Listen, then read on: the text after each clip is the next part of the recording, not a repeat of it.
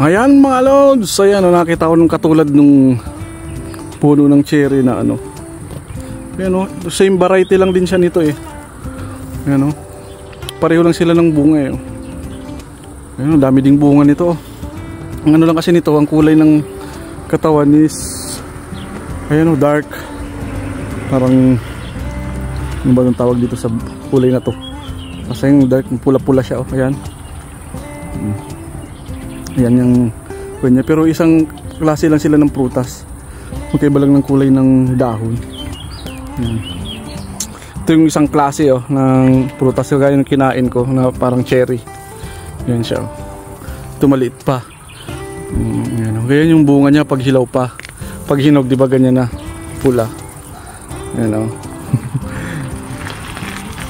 Ayan okay. Ang daming ganito dito. Manawa ko kakain ito. Ayan, ang dami.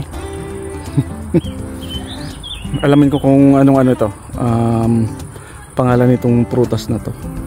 Pupost ko na lang sa screen kung anong tawag dito. Hindi kasi ako sure kung ano talagang tawag sa prutas na to Medyo ano pa ako alanganin pa ako magtawag dito. Basta cherry na lang. Pero nakakita na kasi ako ng cherry mahaba yung tangkay niya, tapos medyo maliit lang yung ano ng cherry ang pagkaprutas niya tapos maasim siya. Yan. Ito iba rin to.